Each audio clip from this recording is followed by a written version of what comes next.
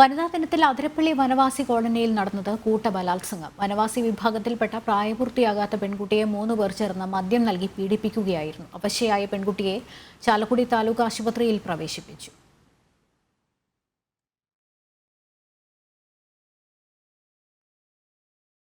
വിവരങ്ങളുമായി മനോജ് ചേരുന്നുണ്ട്. മനോജ്, ഇതുമായി ബന്ധപ്പെട്ട് ലഭിക്കുന്ന വിവരങ്ങൾ എന്തൊക്കെയാണ്? കാരണം ഈ കുട്ടിയെ വളരെ അവശ്യ നിലയിലാണ് കണ്ടുകിട്ടിയത്. അങ്ങനെ ആശുപത്രിയിൽ പ്രവേശിപ്പിക്കുകയായിരുന്നു. പ്രായപൂർത്തിയാകാത്ത കുട്ടിയാണ്. സ്വാഭാവികമായും കേസുണ്ട്. ഓട്ടോറിക്ഷ തൊഴിലാളികളാണ് ഇത്തരത്തിൽ പീഡിപ്പിച്ചതെന്നൊക്കെ സൂചനകൾ കിട്ടുന്നുണ്ടല്ലോ. കുട്ടിയുടെ അച്ഛൻ തന്നെ പറയുന്നുണ്ട് ഈ 3 പേരായിരുന്നു. 3 പേരെയും തിരിച്ചറിഞ്ഞു. പോലീസ് അന്വേഷണം എങ്ങനെ നടക്കുന്നു? എന്താണ് ഇതുമായി ബന്ധപ്പെട്ട് കിട്ടുന്ന വിവരങ്ങൾ? ലക്ഷ്മി, കുട്ടി ഇപ്പോൾ ചാലക്കുടി താലൂക്ക് ആശുപത്രിയിലാണുള്ളത്. ആനക്കയം പോത്തുപാറ വനവാസി ഊരിലെ 16-കാരിയാണ് ഇത്തരത്തിൽ ഈ കൂട്ട ബലാത്സംഗത്തിന് ഇരയായിട്ടുള്ളത്. ഇതിൽ തന്നെ കഴിഞ്ഞ ദിവസം ഈ കുട്ടിയെ നഗ്നയായ നിലയിലാണ് ഈ മാതാപിതാക്കൾ കണ്ടെത്തിയത്. തുടർന്നാണ് ഈ വനത്തിനുള്ളിൽ നിന്നും ഈ കുട്ടിയെ ആംബുലൻസിൽ ചാലക്കുടി ആശുപത്രിയിലേക്ക് എത്തിച്ചത്. കഴിഞ്ഞ ദിവസം രാത്രിയോടുകൂടിയാണ് ഈ ചാലക്കുടി താലൂക്ക് ആശുപത്രിയിൽ പ്രവേശിപ്പിച്ചിട്ടുള്ളത്. രാവിലെ തന്നെ ഇതുമായി ബന്ധപ്പെട്ട പരാതികളൊക്കെ പോയിട്ടുണ്ടായിരുന്നെങ്കിലും ഉച്ചയായപ്പോഴാണ് പോലീസ് എത്തി ഈ പ്രാഥമികമായി മൊഴി രേഖപ്പെടുത്തിയിട്ടുള്ളത്.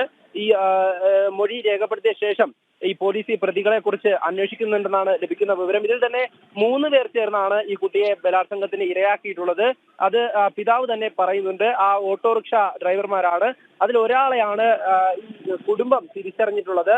ഇവർ തന്നെയാണോ പ്രതികളെന്നത് പോലീസ് അന്വേഷിക്കുന്നുണ്ട്. എന്തായാലും ഇവരുമായി ബന്ധപ്പെട്ട മറ്റ് വിവരങ്ങളൊന്നും തന്നെ ഇതുവരെ ലഭ്യമായിട്ടില്ല.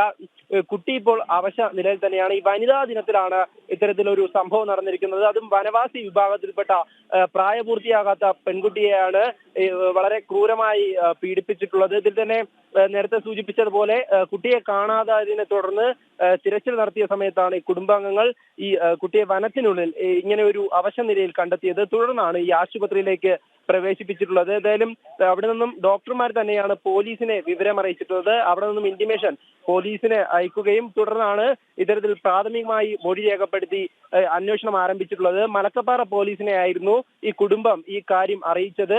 എന്നാൽ കുട്ടിയെ ചാലക്കുടി താലൂക്ക് ആശുപത്രിയിലേക്ക് കൊണ്ടുവന്നപ്പോഴും പോലീസ് എത്താൻ വൈകിയതിലും കുടുംബത്തിന് പരാതി ഉണ്ടായിരുന്നു.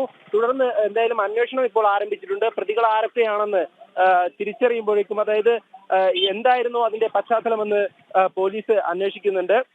ഇതുമായി ബന്ധപ്പെട്ട് കൂടുതൽ വിവരങ്ങൾ വരും മണിക്കൂറുകളിൽ ലഭ്യമാകും. ലക്ഷ്മി, യെസ്, മനോജാണ് വിവരങ്ങൾ നൽകിയത്.